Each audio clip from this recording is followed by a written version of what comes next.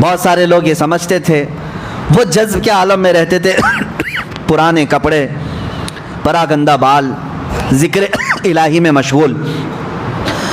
ایسا لگتا تھا کہ یہ عام آدمی ہے، دیہاتی آدمی ہے. لیکن کچھ لوگوں کو میں آپ کو یہ بتا دوں، شیخ سعدی رحمۃ اللہ علیہ کی ایک بات نصیحت ہے، ہر بیشہ گما مبر کے خالیس شاید کہ پلنگ خفتہ باشد. ہر جنگل کو خالی مت سمجھ لینا، کسی جنگل میں شیر سویا ہوتا ہے. ہر جنگل کو خالی مت سمجھنا، یہ شیخ سعدی رحمۃ اللہ علیہ نے فرمایا. ہر انسان کو ایرا غیرہ نتھو کھیرا مت سمجھ لینا اس کے ظاہر کو دیکھ کر. ہاں ارادت ہو تو دیکھ، ان کو ید بیضا لیے بیٹھے ہیں اپنی آستینوں میں. کچھ فقراء، کچھ قلندر ایسے ہوتے ہیں.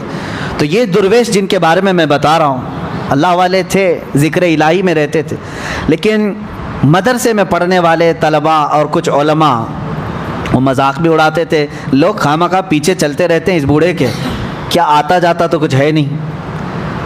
تو ان لوگوں نے سب لوگوں کو الگ الگ ورگلایا بھی. ایک دن لوگوں نے کہا نہیں بابا اللہ اور اس کے رسول کا ہی ذکر کرتے ہیں. کہا کچھ نہیں ہے، پڑھے لکھے نہیں ہے وہ.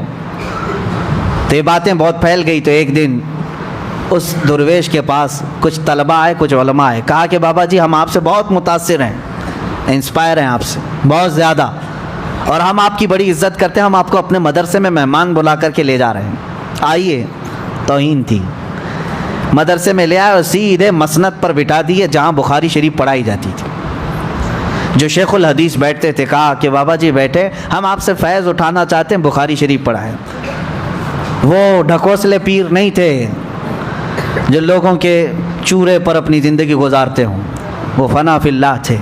یہ اور بات ہے کہ ظاہراً ان کے خد و خال غریبوں سے نظر آتے تھے. بیٹھے، کہا کہ بیٹا میری یہ مجال نہیں ہے، یہ میرا میدان نہیں ہے، مجھے اس سے دور رکھو. انہوں نے کہا نہیں، بڑا چرچہ آپ کا ہے، آج آپ کو بخاری پڑھانا ہی، بخاری پڑھانی ہے. بہت ضد کیا، اصرار کیا، تو انہوں نے بخاری شریف کھول دی. سارے طلباء بھی تھے، علماء بھی تھے، بڑے بڑے علماء بیٹھے ہوئے تھے.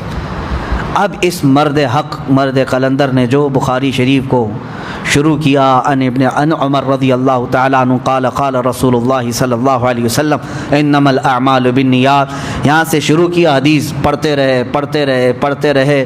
بخاری شریف کی حدیثیں ایک جلد، دو جلد، تقریباً کئی ہزار حدیثیں ہیں. جا کر کے آخری حدیث کلمتان حبیبتان الی الرحمن خفیفتان علی اللسان ثقیلتان فی المیزان سبحان اللہ و بحمدہ سبحان اللہ العظیم، بخاری شریف کی ختم تک پہنچ گئے.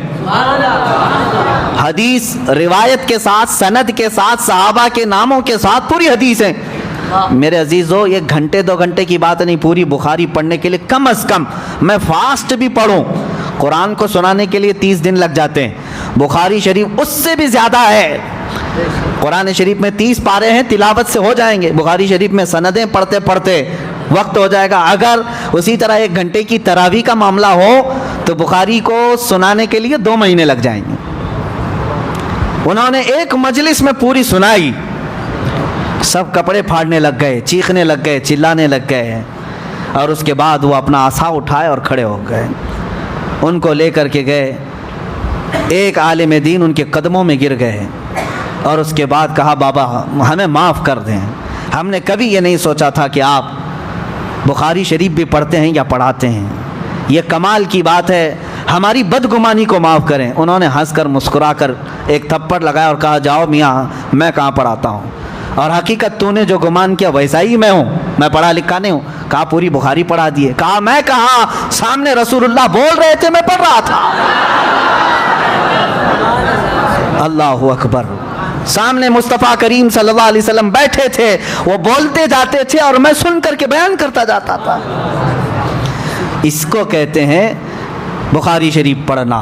عشق مصطفیٰ جو پڑھتے ہیں بخاری، آتا ہے بخار ان کو، آتی نہیں بخاری. ساری چیزوں کا کل ملا کر کے حاصل کلام ایک ہی ہے، وہ جو نہ ہو تو کچھ نہ ہو. جان ہے وہ جان، اور جان ہے تو اب ہماری جان ہے. جان کا ذکر اگر نہ ہو، آخری بات میں عرض کرتا ہوں، آپ کو پتہ ہے غار ثور میں غار ثور میں جب مصطفیٰ کریم صلی اللہ تعالیٰ علیہ وسلم تھے حضرت ابوبکر صدیق کے ساتھ، کفار مشرکین ارد گرد گھومتے دیکھ کر کے چلے گئے، نظر کیوں نہیں آئے؟ سبوں نے اپنا اپنا الگ الگ انداز بیان کیا ہے کہ اللہ نے حفاظت فرمائے، مکڑی کے جال بن دیے تھے، کبوتری نے انڈے دے دیے تھے، اللہ تعالیٰ نے اپنے حبیب کی اور ان کے صاحب کی حفاظت فرمائی۔ لیکن عاشق رسول کیا کہتا ہے؟ ہاں، حسان الہند امام اہل سنت فاضل بریلوی کہتے ہیں کہ یہ عدو کا مطلب ہے دشمن۔ ہاں، عدو دشمن کو کہتے ہیں۔ جان ہے، جان کیا نظر آئے، جان ہے، جان کیا نظر آئے، کیوں عدو گرد غار پھرتے ہیں؟ اعلیٰ حضرت فرماتے ہیں یہ دشمن غار کے ارد گرد کیوں پھر رہے ہیں؟ میاں جان جو ہے جب اللہ تبارک و تعالی ہمارے اندر رکھا ہمیں نظر نہیں آتی، تو کبھی کبھار جان کو اللہ تبارک و تعالیٰ ایسا محفوظ رکھا ہے کہ ہمیں بھی نظر نہیں آتی۔ اعلیٰ حضرت نے فرمایا وہ جان ہے پوری کائنات کی، کیوں عدو گرد غار پھرتے ہیں، وہ سوئے لالا زار پھرتے ہیں، تیرے دن اے بہار پھرتے ہیں۔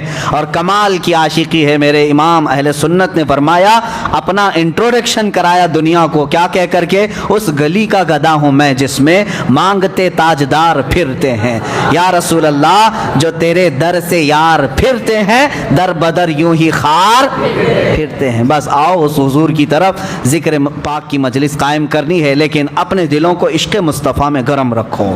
ہمارے دل کس کے لیے ہیں؟ رسول پاک صلی اللہ تعالیٰ علیہ وسلم کے لیے۔ ہمارے دل کس کے لیے ہیں؟ ہاں، سر سوئے روزہ جھکا پھر تجھ کو کیا، دل تھا ساجد نج دیا پھر تجھ کو کیا۔ اعلیٰ حضرت فرماتے ہیں حضور کے دربار میں جا کر کے سر جھک گیا تھا یا کچھ ہو گیا تھا، نجدی بڑے برہم ہو گئے کہ سجدہ کرتے ہیں، یہ رکوع کرتے ہیں۔ اعلیٰ حضرت فرماتے ہیں نہیں میاں، ہم کہاں سجدہ کرتے ہیں، ہم شرک نہیں کرتے۔